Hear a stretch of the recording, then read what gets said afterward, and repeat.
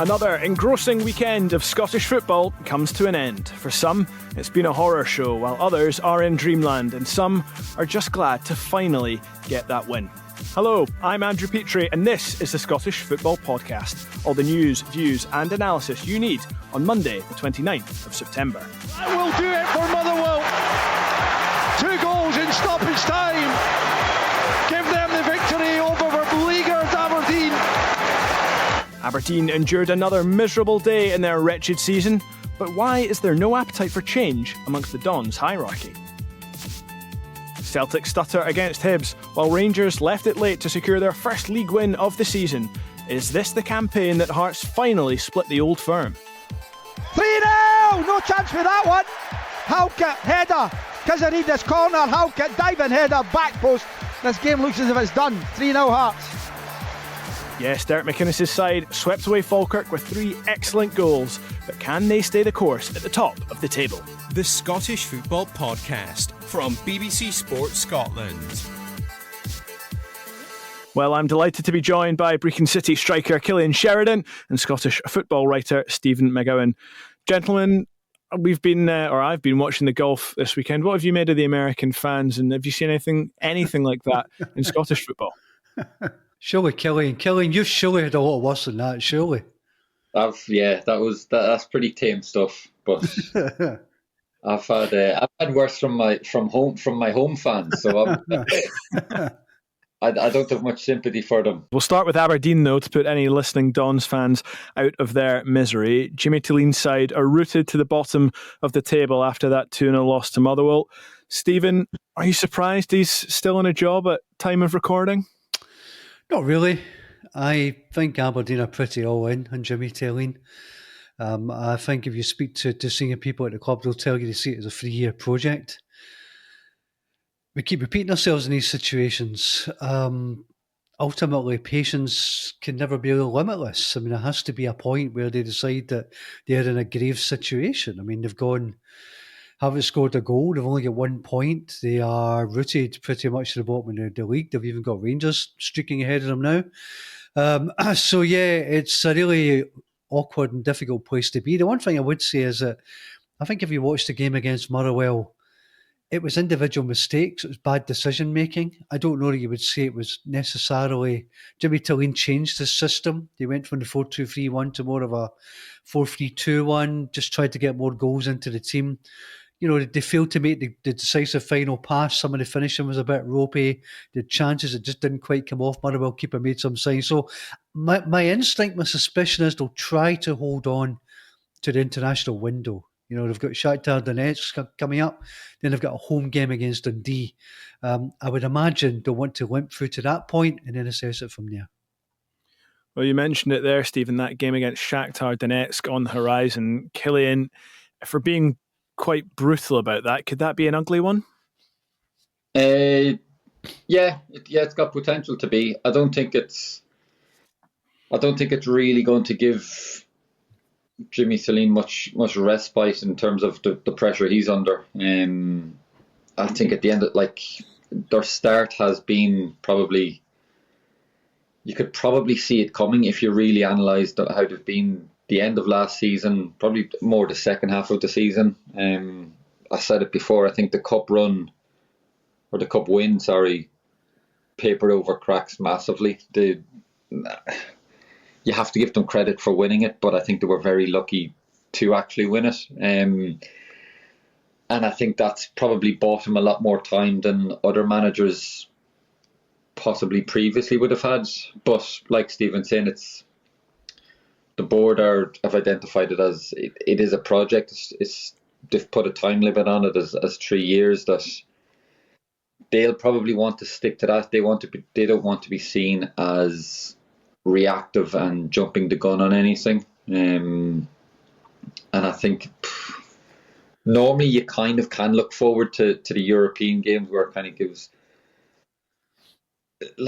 you actually can go and enjoy it, but considering the league start that they've had, I don't think they've really put themselves in a position where they can go and do that.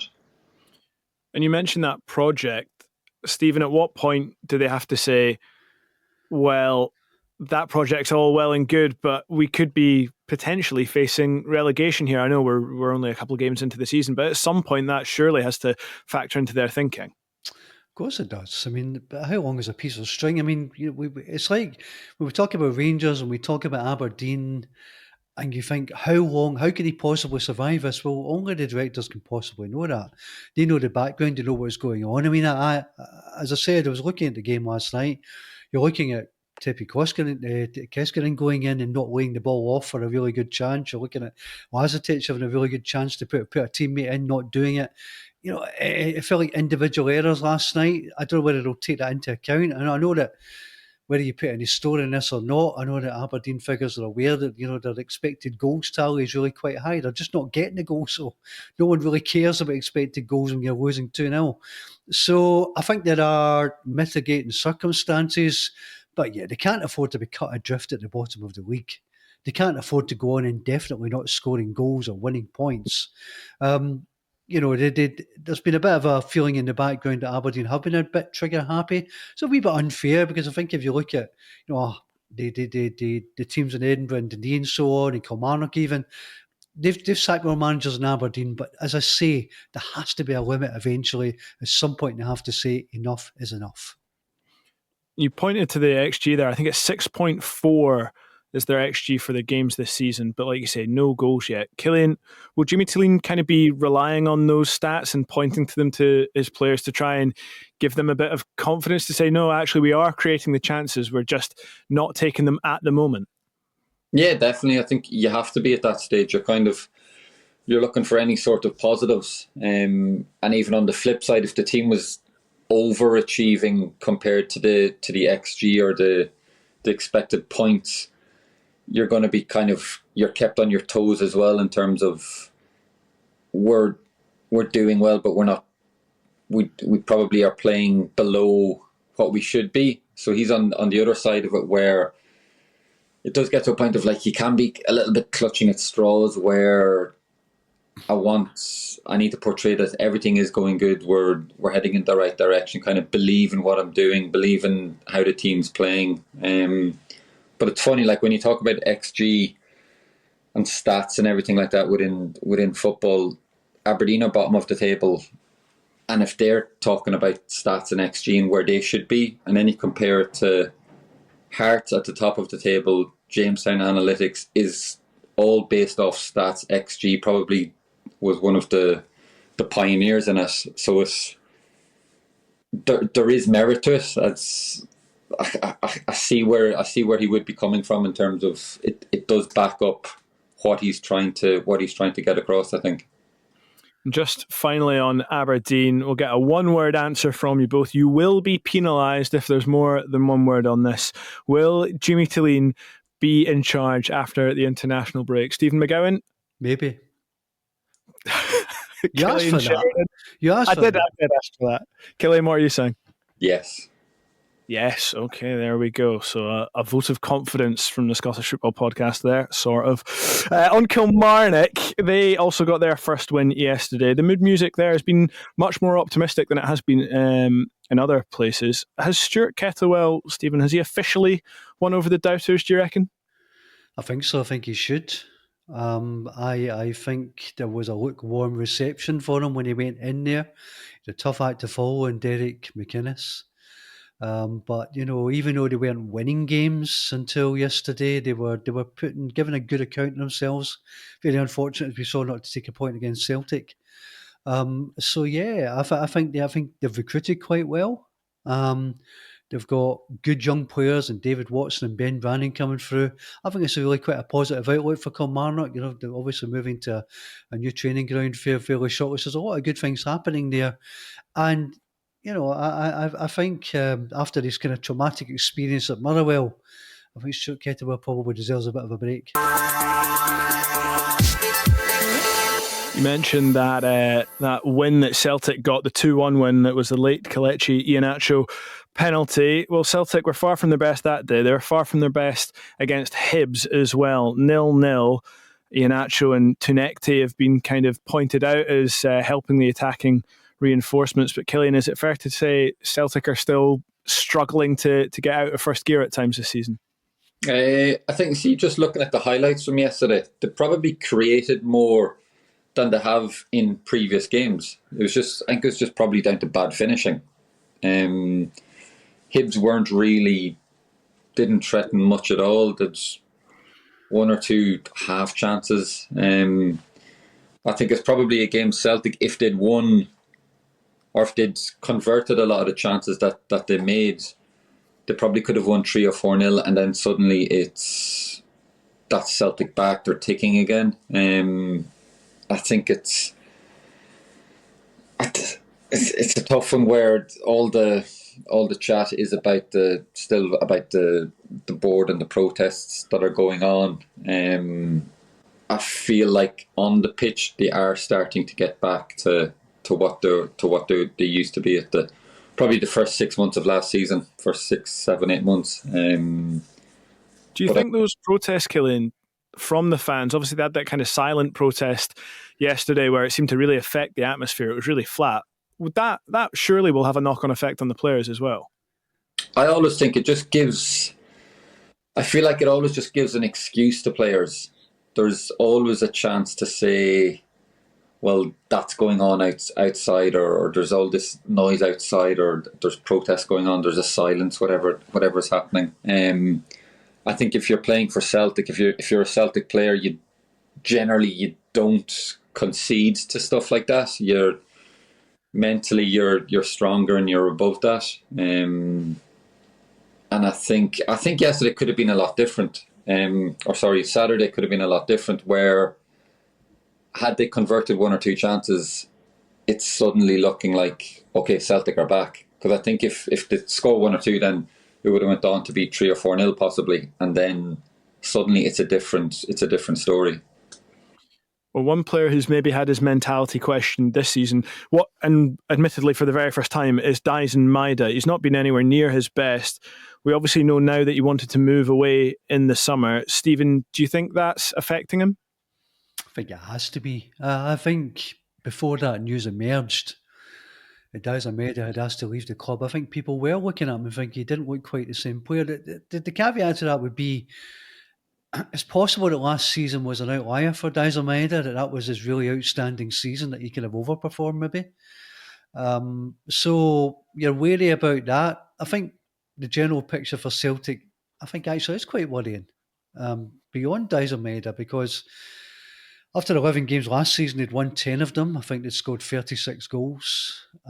After 11 games this season, they've scored 17 goals and they've drawn 5 of those 11 games. Now, a couple of them have been in Europe, obviously, against Kairat. But I think there is genuine concern that the team is regressing a bit. And it does go back to the other issues about the transfer window and the kind of some of the unrest behind the scenes, because they're all kind of interlinked. They all join up. I think there was a feeling that they didn't bring in a top quality centre forward before they signed Iheanacho. They didn't bring a right winger in, so that they still look a bit lopsided, and that takes you back to Dyson Maeda, because they're asking him to play there now, even though they haven't really done that very often in the past. So I think there are some grounds for concern for Celtic, even if in terms of their league placing, as Cillian says, it wasn't the worst performance yesterday, but they're making a slightly worrying habit of drawing games 0-0, because that was the 4th time this season it's happened. And Cillian, were you surprised at the way the Dyson Maeda stuff kind of came out? It seemed to be like a quote from a Japanese newspaper back home that he wanted to go, and then obviously Brendan Rodgers had to address that. Were you surprised he spoke about that so openly? Yes and no. He was probably fed up, I would say, and just thought, well, like, it's all, the window is past, it's not happening now. Now I can talk about it, kind of thing. Whereas he probably wouldn't have wanted to talk about it when there was still a possibility of it happening. It was probably the last thing Celtic needed at that time, for another one of the kind of main players to come out and basically say that he was kind of like close to leaving as well. So I think it probably, the timing of it would have hurt everything, just considering everything else that was going on at the same time.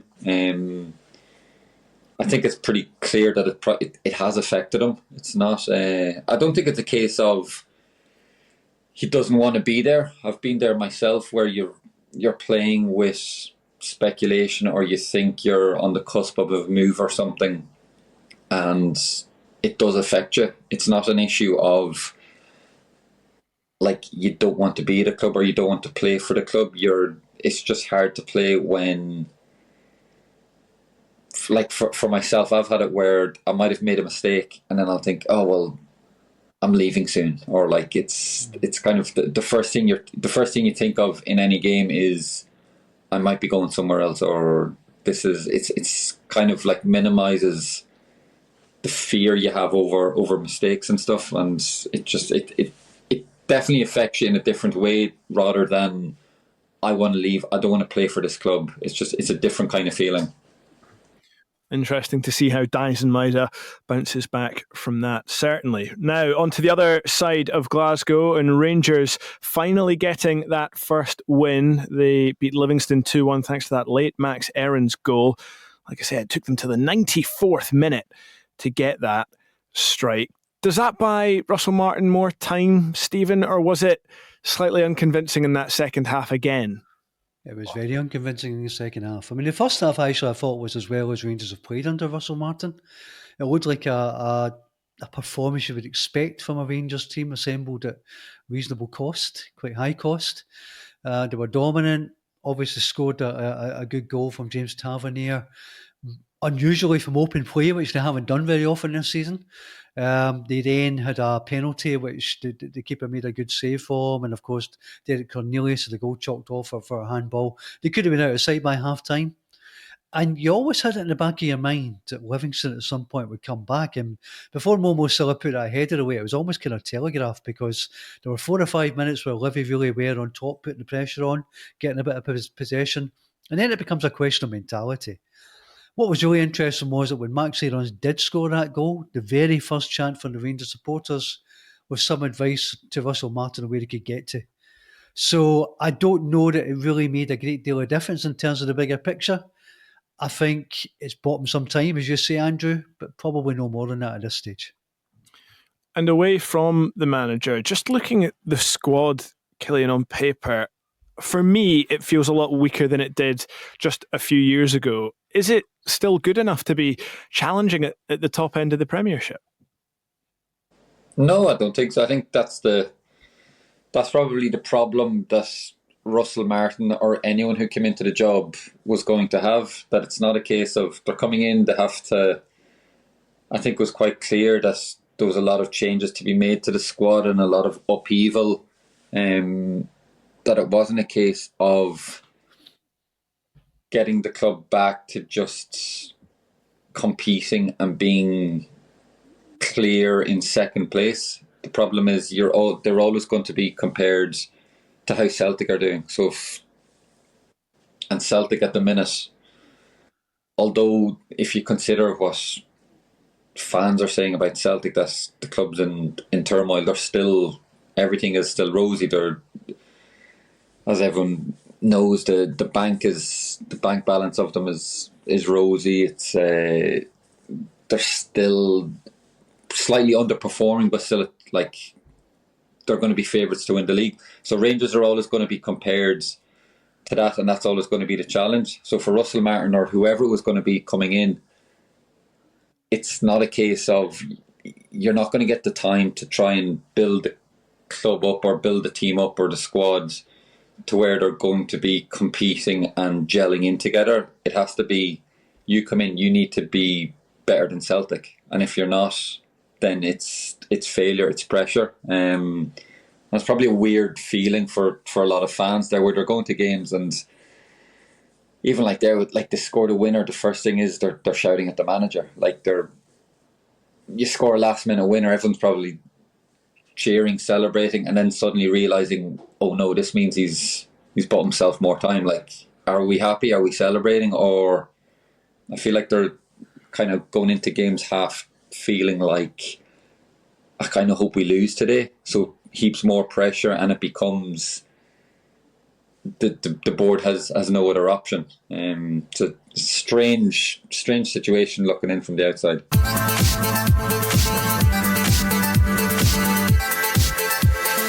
Kettlewell over to the capital and another team that were questioning whether they have title challenging credentials, but for all the right reasons. That's after Hearts breezed past Falkirk to go top of the league. 3 great goals. They've got brilliant squad depth at the moment. Stephen, at what point do we say they are realistic title challengers?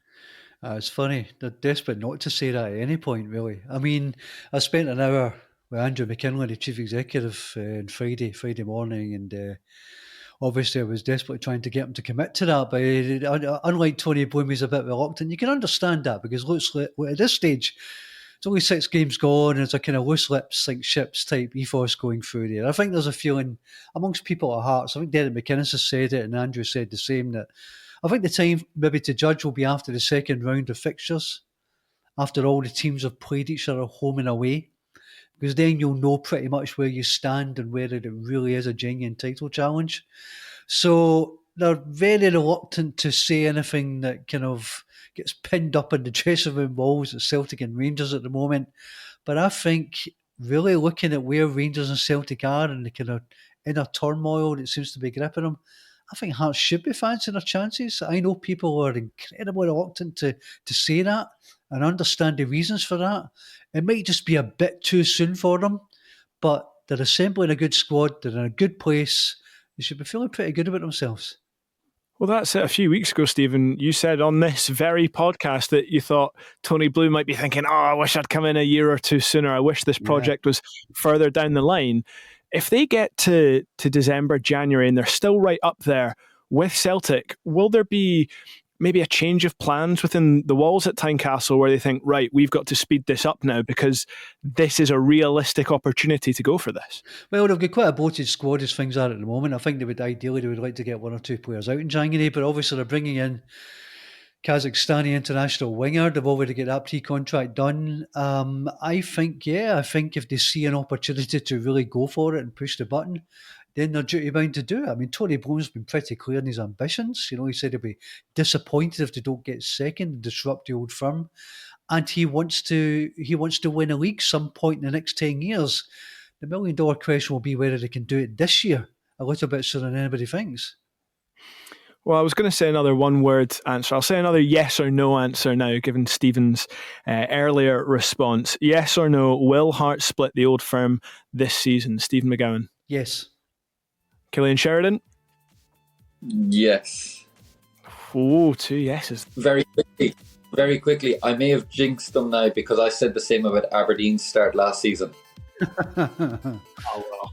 That's it written off. Sorry, Hearts fans. Apologies. No, but that really is all we've got time for. Remember, we're here with new episodes of the Scottish Football Podcast bright and early every day. So to make sure you don't miss out, subscribe on BBC Sounds and have push notifications turned on in your phone. All that remains to do is thank Stephen and Cillian for joining me, and thank you for listening. Until next time, goodbye. For everything you need to know about your team this season, download the BBC Sport app. All the latest news, goal updates, stats and scores, and insight and analysis. Just select your club to get the biggest stories and best content at your fingertips. What a result. Download the BBC Sport app for everything you need to know about your team this season.